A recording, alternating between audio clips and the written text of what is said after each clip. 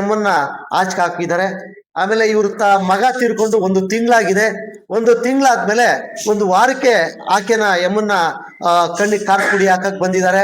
ಮತ್ತೆ ನೈಟಲ್ಲಿ ಕೊಲೆ ಮಾಡೋದಕ್ಕೂ ರೆಡಿ ಆಗಿದ್ದಾರೆ. ಬೆಳಿಗ್ಗೆ ಈ ಅಮ್ಮ ಏನ್ ಮಾಡಿದ್ದಾರೆ, ಶನಿವಾರ ಬೆಳಿಗ್ಗೆ ತಪ್ಪಿಸ್ಕೊಂಡು ಬ್ಯಾಂಗ್ಳೂರ್ಗೆ ಬಂದಿದ್ದಾರೆ.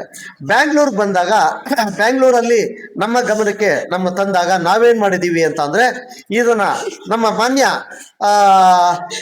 ನಮ್ಮ ಇವರು SP ಮೇಡಮ್ ಅವ್ರ ಹತ್ರ ನಾವು ಹೋಗಿ ಈ ತರ ಹಿಂಗ್ ಸಮಸ್ಯೆ ಆಗಿದೆ, ಇವರ ಸೊಸೆ EM ನಲ್ಲಿ ಇರತಕ್ಕಂಥ ಖಾತಾ EM ನಲ್ಲಿ ಇರತಕ್ಕಂಥ ಡಾಕ್ಯುಮೆಂಟ್ಸು ನನಗೆ ಏನಿಲ್ಲ, ಇವರು ಸ್ವಲ್ಪ ಸೌಕರ್ಯ ನಾನು ಪೋಷಣೆ ಮಾಡಿದ್ರೆ ಸಾಕು ಅಂತ ಎಮ್ಮ ಕೇಳ್ಕೊಂಡಾಗ ಇವರ ಜೊತೆ ಸಹೋದ್ಯೋಗಿಗಳು, ಇವ್ರ ಸೊಸೆಯ ಸಹೋದ್ಯೋಗಿಗಳು ಬೆಂಬಲ ಕೊಟ್ಟು ಈ ಅಜ್ಜಿನ ಆಚೆಗೆ ಹಾಕಿ ಈ ಆಸ್ತಿನ ಕಬಳಿಸ್ಬೇಕು ಅಂತೇಳಿ ಪಾಪ ಈ ಎಮ್ಮನಿಗೆ ಅನ್ಯಾಯ ಮಾಡಿದ್ದಾರೆ. ಅದನ್ನ SP ಮೇಡಮ್ ಅವರ ಗಮನಕ್ಕೆ ತಂದಾಗ ಅವರು ಆಯ್ತು ಹೋಗಿ ನಾನು ಹೇಳ್ತೀನಿ, ಇನ್ಸ್ಪೆಕ್ಟರ್ಗೆ ಹೇಳ್ತೀನಿ ನಾವು ಅಂತ ಹೇಳ್ಬಿಟ್ಟು ಇನ್ಫಾರ್ಮ್ ಮಾಡಿದ್ರು. ಈ ಭಾಗಕ್ಕೆ ಬರ್ತಕ್ಕಂಥ ಇನ್ಸ್ಪೆಕ್ಟರ್ ಹತ್ರ ನಾವು ಕೂತ್ಕೊಂಡು ಮಾತಾಡಿದ್ವಿ.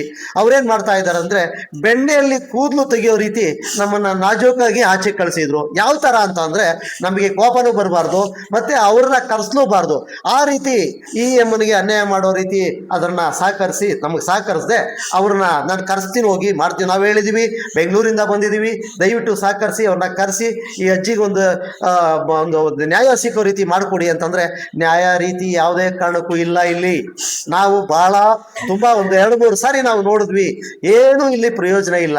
ಅದಕ್ಕೆ ನಾವು ರಿಕ್ವೆಸ್ಟ್ ಮಾಡ್ಕೊಂಡ್ವಿ. ಆಮೇಲೆ ಬೆಂಗಳೂರಿಗೆ ಹೋದ್ಮೇಲೆ ಫೋನ್ ಮಾಡಿದ್ವಿ, ಈ ತರ ಫೋನ್ ಮಾಡಿ ಈ ತರ ಹಿಂಗೆ ಸಮಸ್ಯೆ ಇದೆ ನೋಡಿ ಸಾಹೇಬ್ರೆ ಅಂತಂದ್ರೆ, ಇವ್ರು ಯಾವುದೇ ಕಾರಣಕ್ಕೂ ಇನ್ಸ್ಪೆಕ್ಟರ್ ಆಗ್ಬೋದು, ಯಾರೇ ಡಿಪಾರ್ಟ್ಮೆಂಟ್ ಪೊಲೀಸ್ ಡಿಪಾರ್ಟ್ಮೆಂಟ್ ಸಹಕರಿಸಿ ರೆಡಿ ಇಲ್ಲ.